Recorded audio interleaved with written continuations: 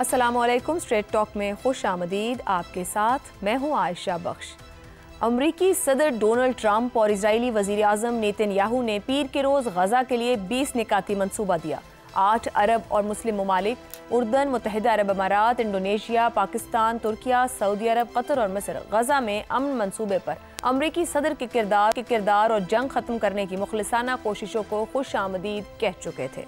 ताहम उन ममालिक की रायआमा की अक्सरियत ने इस मंसूबे पर कई वजूहात की बिना पर तनकीद की। इसे ऐसा मंसूबा करार दिया जिसका झुकाव मुकम्मल तौर पर इसराइल के हक में है। वजीर खारजा इसहाक डार ने भी वाज़ेह किया कि यह अमरीकी दस्तावेज है, हमारी नहीं। ये उस वक्त हुआ जब ट्रंप ये दावा कर रहे थे कि पाकिस्तान और अरब ममालिक भी इस मंसूबे के हामी हैं, लेकिन इसहाक डार की वजाहत ने जाहिर किया कि मुस्लिम ममालिक के साथ तयशुदा खाका और व्हाइट हाउस से जारी होने वाला ड्राफ्ट यकसर मुख्तलिफ है। अमरीकी खबर रसा इदारे एक्सियो ने भी एतराफ़ किया है कि नेतन्याहू की मुदाखलत के बायस मौजूदा मनसूबा पहले से तयशुदा डील से काफ़ी मुख्तलिफ है। यूँ पसे पर्दा हकीकत बिल्कुल मुख्तलिफ थे। ज़राए के मुताबिक सऊदी अरब, मिस्र, कतर, उर्दन और तुर्किया भी इस मनसूबे पर तब्दीली पर शदीद बरहम हुए।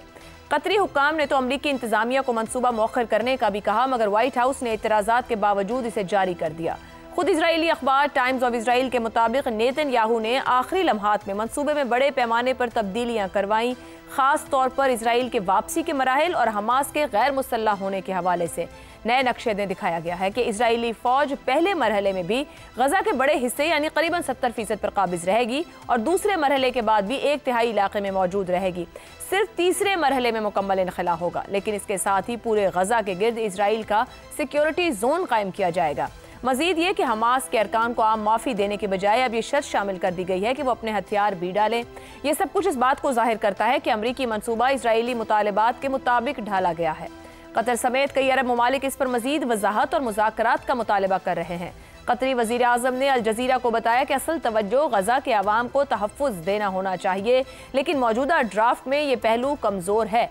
बहुत से अरब हुक्काम ने नाम जाहिर न करने की शर्त पर अमरीकी खबर रसा एजेंसी एसोसिएटेड प्रेस को बताया कि ये मंसूबा असल में नेतन्याहू प्लान है, क्योंकि इसमें वो तब्दीलियां शामिल हैं जिन पर मुस्लिम ममालिक ने इत्तफाक नहीं किया था।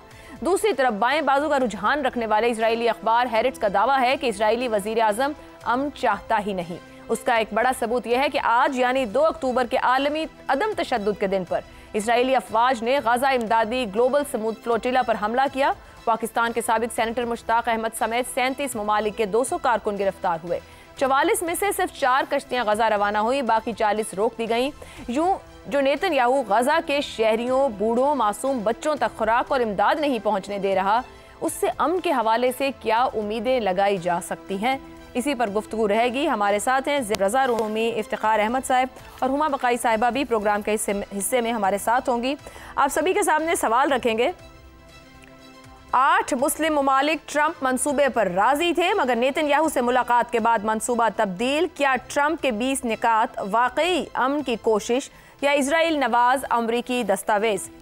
ज़ैगम साहब, मंसूबे का सामने आना, उसके ऊपर ये बातचीत भी हुई कि अमन ज़रूरत है, इस पर आगे बढ़ा जाए, लेकिन जिस तरीके से गुज़िश्ता 48 से 72 घंटे में चीज़ें, मामलात और फिर इजरायली वज़ीर आज़म के बयानात, ये सब कुछ अनफोल्ड हुआ है, आपके ख्याल में क्या वाकई ये मामला आगे बढ़ेगा? क्या अमन की कोशिश है या सिर्फ वाकई ये कहा जाए कि इजराइल नवाज एक अमरीकी दस्तावेज है, इजराइल के अकॉर्डिंगली सब कुछ हो रहा है या हुआ है जो हुआ है? जहां अमेरिका होगा तो इसराइल नवाजी तो होगी, और मशरिक़ वस्ता की जो अमेरिका की पॉलिसी है वो तो इसराइल के हाथ में है। अगर हमारी कोई बहुत ज़्यादा तवक्कुआत थी कि हमारी बहुत सी ख्वाहिशात पूरी होंगी और फ़लस्तीन के बारे में जो हम चाहते हैं वो अमेरिका के ज़रिए से पूरा करवाया जा सकता है, तो ये तो एक खाम ख्याली थी। मेरे ख्याल में बहुत क्लियर सी बात है कि क्या मिल सकता है इस वक्त, क्या नहीं मिल सकता। जो प्लान दिया गया था उसमें तब्दीली की गई है। इसहाक डार साहब भी कह चुके हैं, कतर के वज़ीर आज़म भी कह चुके हैं। 3 उसमें क्लियर बातें हैं कि इसराइल गजा से ला ताल्लुक नहीं होगा, आपने वजाहत दे दी। हमास को डिसआर्म करना है, हमास वहाँ नहीं रह सकती, दूसरी बात। तीसरी बात, 2 रियासतों का प्लान नहीं दिया गया। क्या आपको मिल रहा है? सिर्फ 3 चीज़ें मिल रही हैं, और वो 3 चीज़ें छोटी नहीं हैं। कत्लेआम का खात्मा, फ़लस्तीनियों का जो जेनोसाइड हो रहा है, सिर्फ कत्लेआम नहीं हो रहा, नस्ल कुशी हो रही है। और नस्ल कुशी सिर्फ इंसानों की नहीं हो रही। गजा जो एक तहजीबी इलाका है, हजारों साल की तहजीब रखता है, उसको इसराइल मिलिया मेट कर फलस्तीनियों के रहने के नाकाबिल बना रहा है। और गजा मजीद तबाह नहीं होगा, गजा फलस्तीनियों के पास रहेगा, फलस्तीनियों का कत्लेआम बंद होगा। और तीसरी चीज जो है वो ये है कि वेस्ट बैंक का इंजमाम नहीं होगा, क्योंकि इसराइल इस वक्त ग्रेटर इसराइल के प्लान पे चल रहा था। हमें देखना चाहिए कि इस वक्त हकीकी सूरत हाल क्या है। हकीकी सूरत हाल ये है कि मशरक़ वस्ता के मुल्कों के पास, मुसलमान मुल्कों के पास कोई कार्ड नहीं है, कोई लीवरेज नहीं है।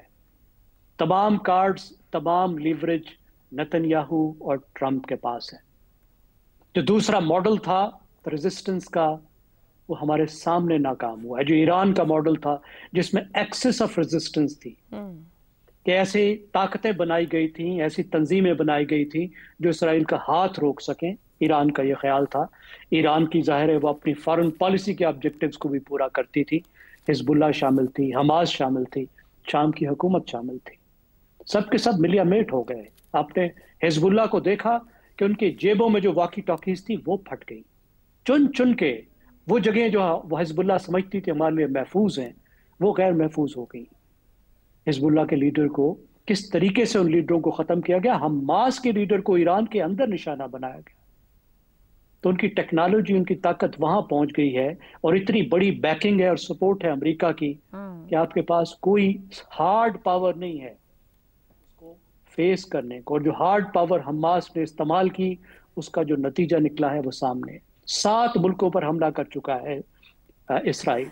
ज़ैगम साहब, कत्ता कलामी की माजरत, आपकी गुफ्तगू ये कह रही है कि मशरिक़ वस्ता के मुस्लिम ममालिक के पास कोई कार्ड नहीं है। जो सामने रखा गया है, क्या उसे ऐसे ही कबूल कर लिया जाए ताकि कत्ले आम रुक जाए? क्योंकि ताकत, टेक्नोलॉजी अमेरिका, इजराइल की साइड पर है।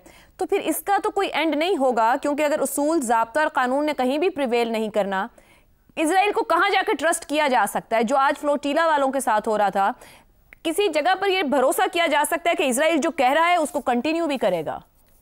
नहीं किया जा सकता। जीरो ट्रस्ट है। और मैं ये नहीं कह रहा कि मुकम्मल तौर पे कबूल करें, मुसलमान मुल्क भी ये भी नहीं कह रहे। वो भी इसको ओपन अप करने की कोशिश कर रहे हैं, वो भी डायलॉग करने की कोशिश कर रहे हैं, वो भी इस पे बात कर रहे हैं और खुला इस पे सवाल उठा रहे हैं, इस पे गुफ्तगू करना चाह रहे हैं। और diplomacy art of the possible है, वो आगे इसको लेकर जाने की कोशिश करेंगे। लेकिन जो हकीकत है वो तो हमारे सामने है ना, वो क्या कर सकते हैं। इस 2 साल से जो मामला चल रहा है, ये गुफ्तगू तो आज हमने करना शुरू की ना, जब ये प्लान आया। इससे पहले क्या गुफ्तगू हो रही थी? बात ही नहीं हो रही थी कि फलस्तीनियों का कत्लेआम हो रहा है, जेनोसाइड होगा। उसको कोई रोकने वाला था? कोई भी रोकने वाला नहीं था। वो जहां चाहे हमला कर रहा था, जो उनके सपोर्टर थे। आप देख लीजिए, ईरान पर हमला किया। ईरान ने क्या जंगबंदी करते वक्त फलस्तीन के बारे में कोई बात भी की? देखिए, ईरान तो ये कहता है ना कि मैंने जंग जीती है। अगर ईरान जंग जीत रहा था तो क्या उसको कम से कम इतनी बात तो करनी चाहिए थी कि हाँ, मैं जंग जीत रहा हूं, मैं जंग इस शर्त पे बात बंद करूंगा कि मेरे साथ साथ गजा में भी जंग बंद होगी। क्या ईरान ने ये बात नहीं की? नहीं की। क्यों नहीं की? इसलिए नहीं की कि ये बात उसके सामने है कि उसके पास भी कोई कार्ड नहीं था। तो इस वक्त वाहिद सोल्यूशन वो वही है जो अरब मुल्कों इस्तेमाल करने की कोशिश कर रहे हैं, जो डिप्लोमेटिक सोल्यूशन है। इसके अलावा क्या कर लेंगे? मजीद कोशिश कर लें, लेकिन इस वक्त नंबर 1 बात, सबसे पहली बात, फलस्तीनियों को बचाना है, कत्लेआम को रोकना है। मैं अर्ज कर चुका हूं, जो कहते हैं कि आज की रात बचेंगे तो सार देखेंगे। बिल्कुल ठीक। फलस्तीनी बचेंगे, गजा बचेगा तो कल कोई मंसूबे निकलेंगे ना। हम कोई बात तस्लीम नहीं कर रहे। देखिए, मुसलमानों ने कुछ नहीं तस्लीम किया। पाकिस्तान इसराइल को तस्लीम नहीं कर रहा। अमेरिका ने जो चीजें यहाँ नहीं लिखी, वो चीजें पाकिस्तान ने या किसी इस्लामी मुल्क ने तस्लीम नहीं की। जिद्दोजहद जारी रहेगी। दुरुस्त हो गया, दुरुस्त हो गया। रज़ा रूमी साहब, मुस्लिम ममालिक जिस तरह ज़ैगम साहब बात कर रहे हैं, मैंने भी ऊपर बात की, वो बहुत सी रिजर्वेशंस का इजहार कर रहे हैं।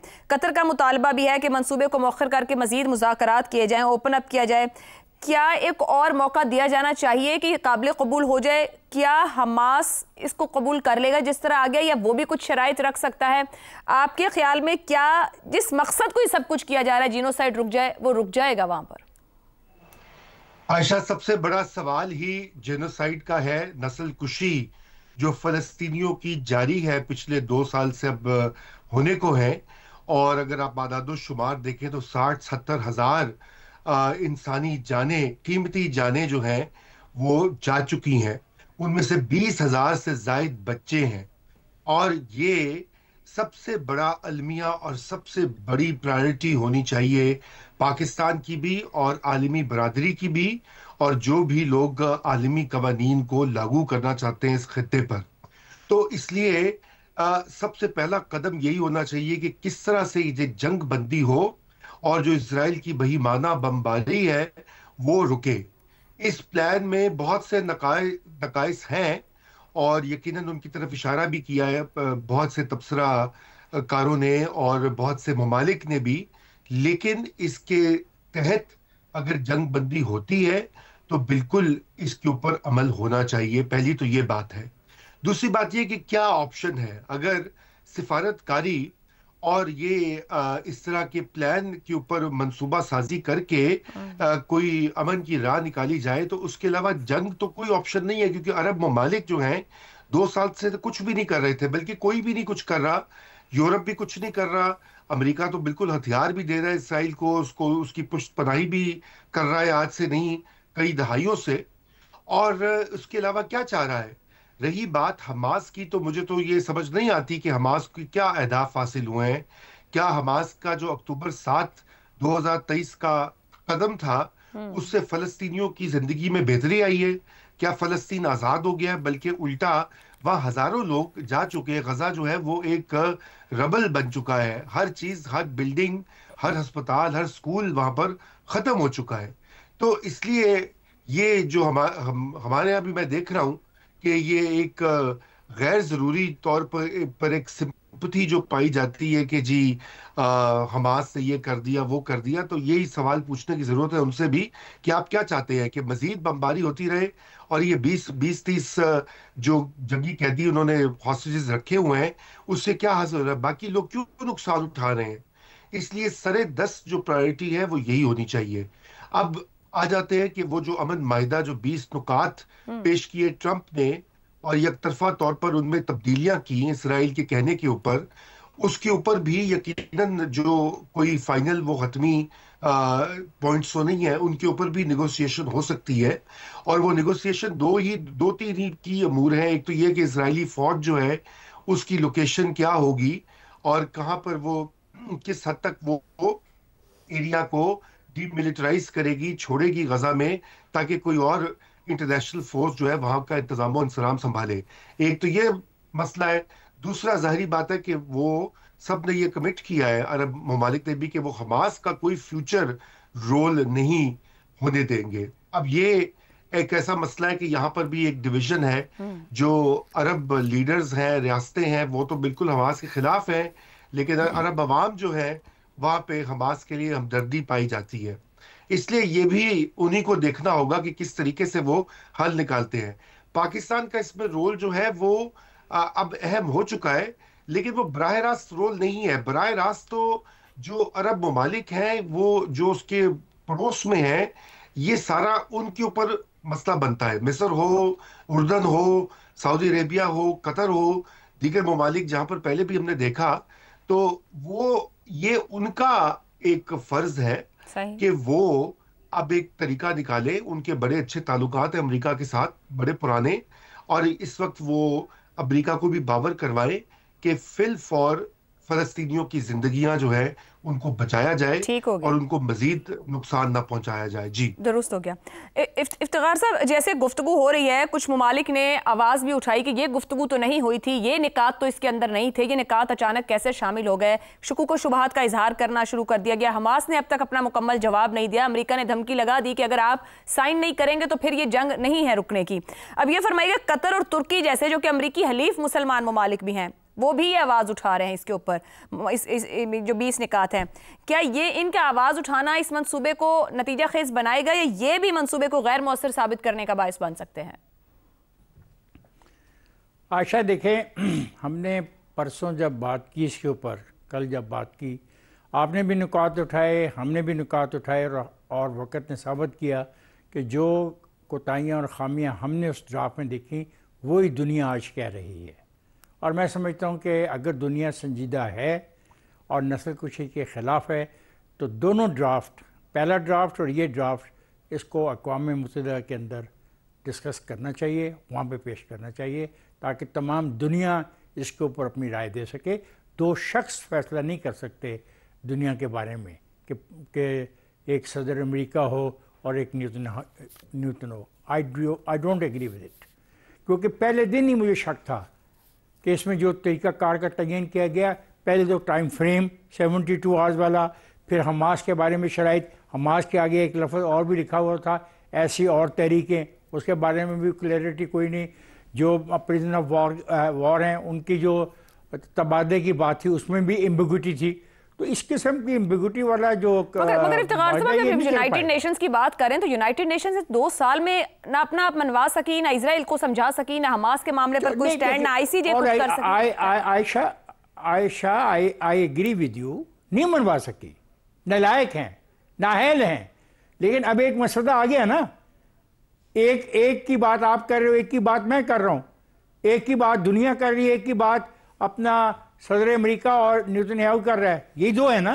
तो फिर इसी दोनों ड्राफ्ट को ज़ेर बहस लाया जाए, इसी नुकात को 20 को। मैं नहीं कहता कि इस 20 नुकात में इजाफा कर दिया जाए, लेकिन इस 20 नुकात के ऊपर अमल दरामद कैसे होगा, किसने क्या रोल प्ले करना है, उसका टाइम फ्रेम का तयन किया जाए। अब ये कहना तो ठीक है कि इससे ये फ़र्क पड़ जाएगा कि वहाँ पे जो कत्लेआम है रुक जाए, लेकिन आप जैसा आपने भी बताया कि कत्लेआम तो कहाँ रुकेगा।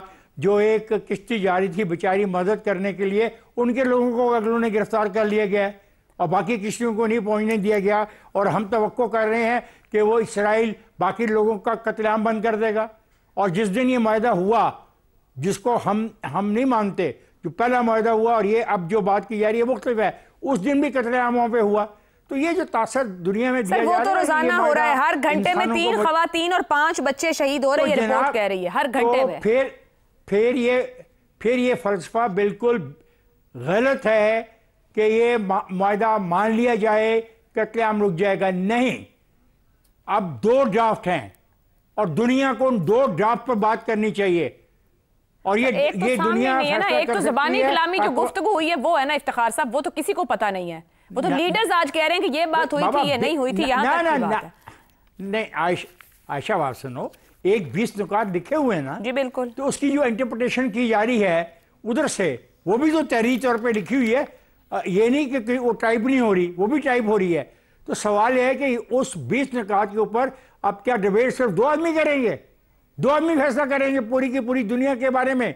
नहीं जनाब, जो 20 नुकात हैं उस पर अमल दरामद करने के लिए मैं समझता हूँ दिस इज द टाइम कि अक़वाम मुत्तहिदा की कोई कमेटी बना ली जाए, पूरी ना हो, कोई कमेटी बना ली जाए। चले ये जो 5 ममालिक हैं सलामती कौंसिल के, वही इसमें बात कर लें, वही तरीके कार का साहब ने एक नुक्ता रखा ना इस मामले को लेकर, मशरिक़ वुस्ता के मुस्लिम ममालिक हो, कोई भी हो, उसके पास कोई कार्ड नहीं है, कोई लेवरेज मौजूद नहीं है, जिस तरह से 2 साल गुजर गए हैं, किसी के हाथ में कुछ नहीं है। कार्ड और लेवरेज, आपके ख्याल में ट्रंप वाकई में एक सच्चे सालिस बनना चाह रहे हैं इस मामले के?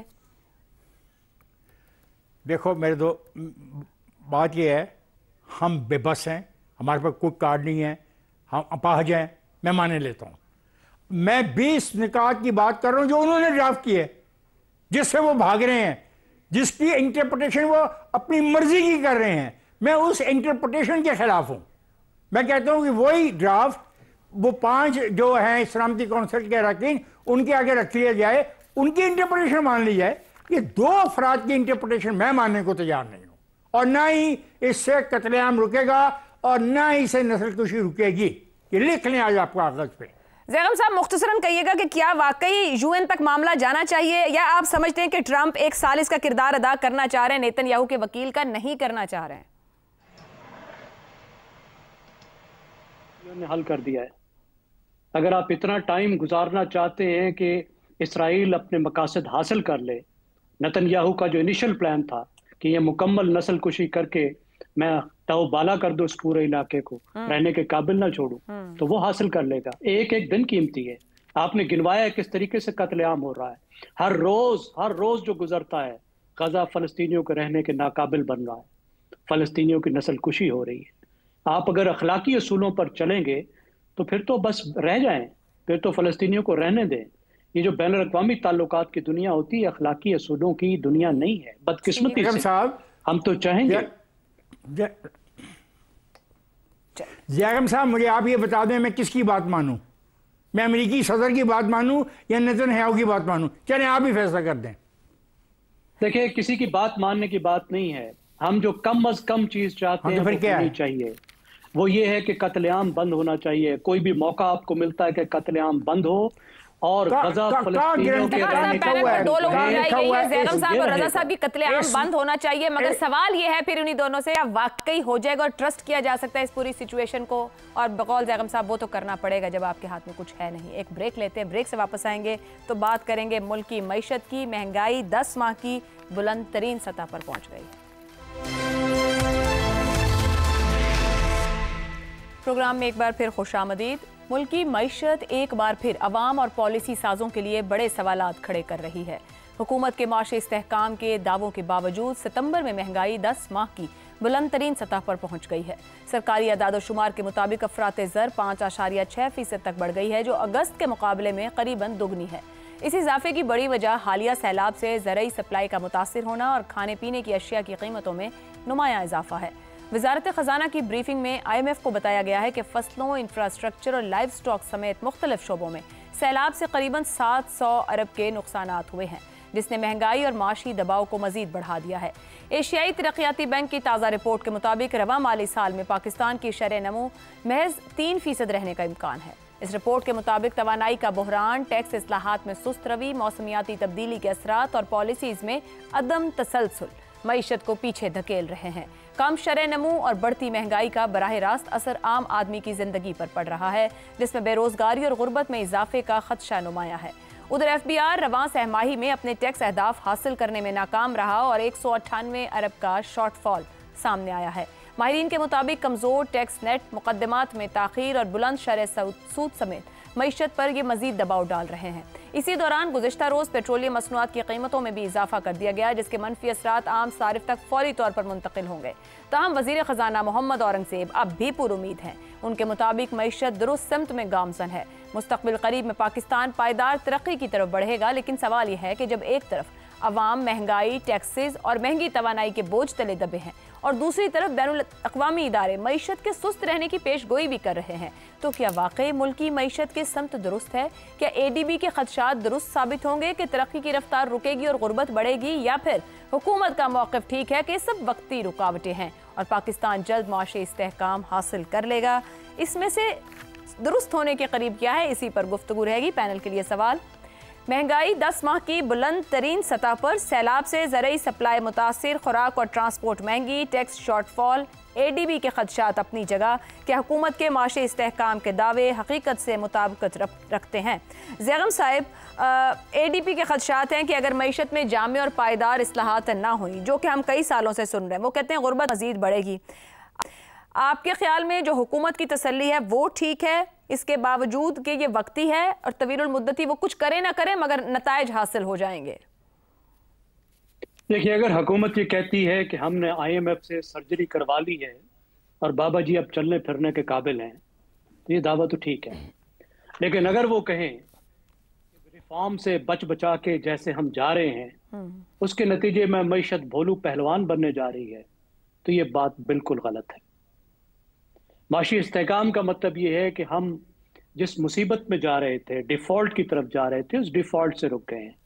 जो महंगाई 40% तक पहुंच गई थी, अब तसव्वुर कीजिए, गरीब का जीना महाल था। उससे तो इस वक्त बढ़ के भी 5-5.5% और 6% तक का अंदेशा है, वो भी बहुत कम है।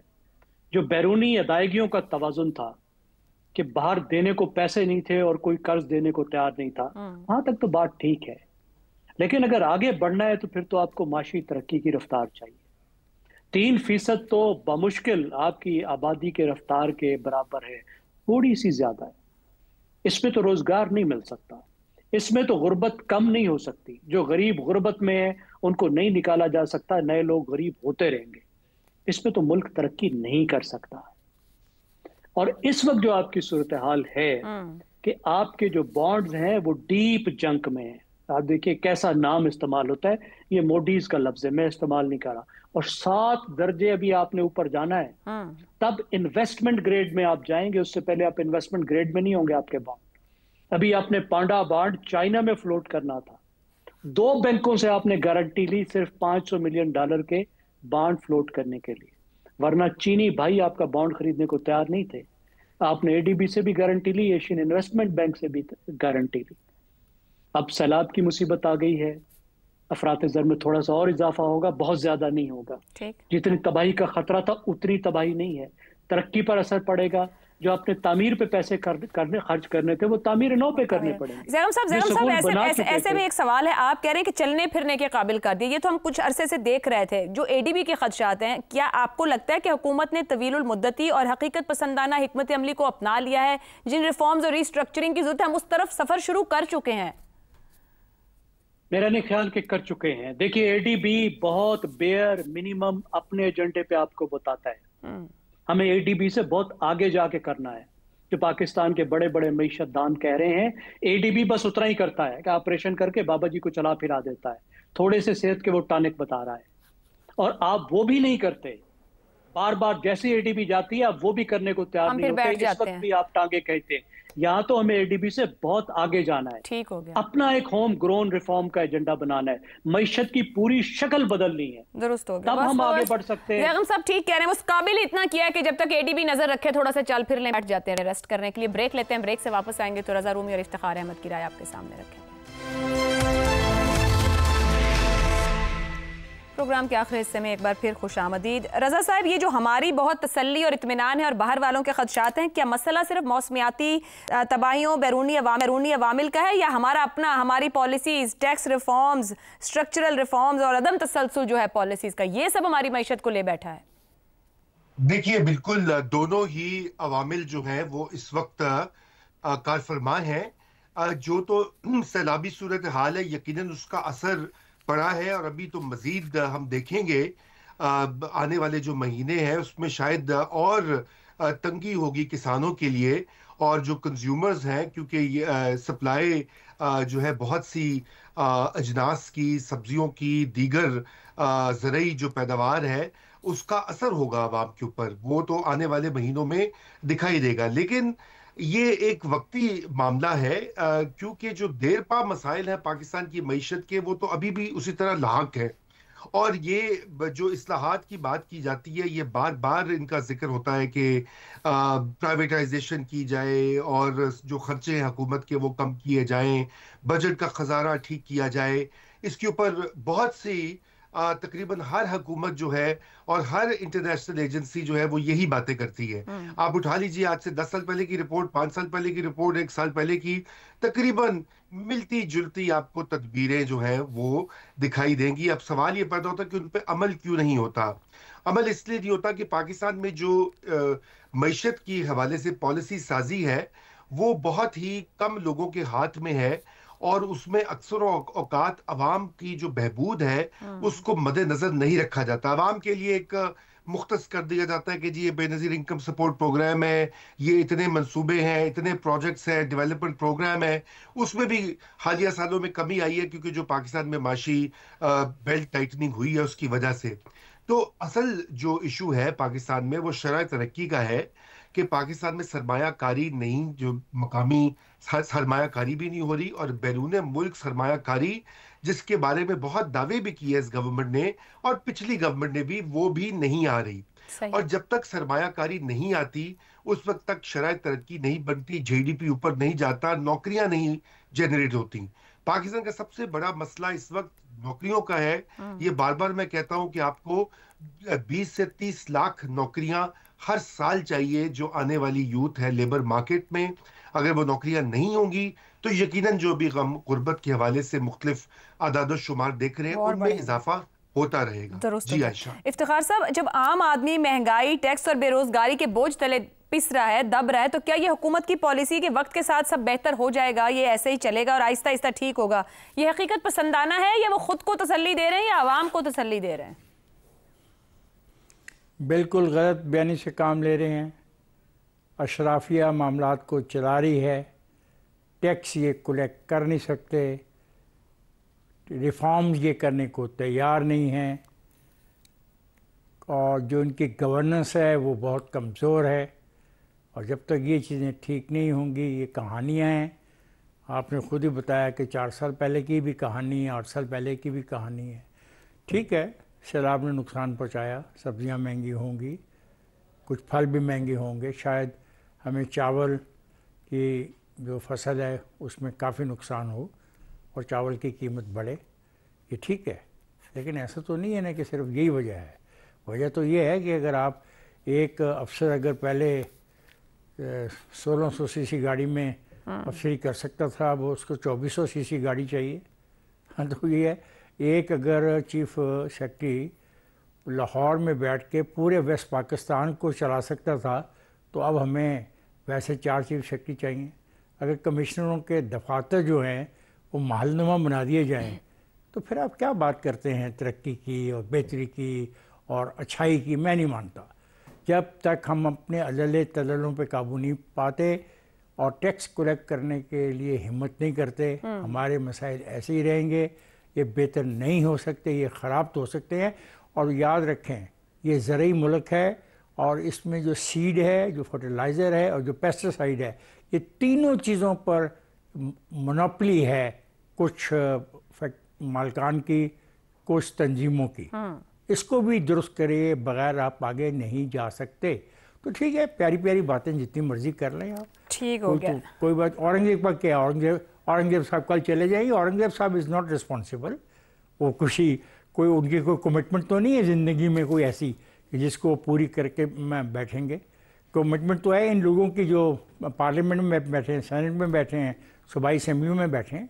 ठीक हो गया, ठीक हो गया। तो होता है, ये कर सकते हैं। मैं इफ्तिखार साहब आज के प्रोग्राम से इतना ही। आपकी गुफ्तगू के साथ इसको कंक्लूड करते, कलेक्ट नहीं कर पा रहे, रिफॉर्म्स और रीस्ट्रक्चर कर नहीं पा रहे, गवर्नेंस बेहतर नहीं कर पा रहे, और कहते हैं कि वक्त के साथ सब ठीक हो जाएगा। आप और हम मिलकर सोचते हैं कि आखिर ये सब कैसे वक्त के साथ ठीक हो जाएगा बिना एफर्ट किए। प्रोग्राम से इतना ही, इजाज़त दीजिए, अल्लाह हाफ़िज़।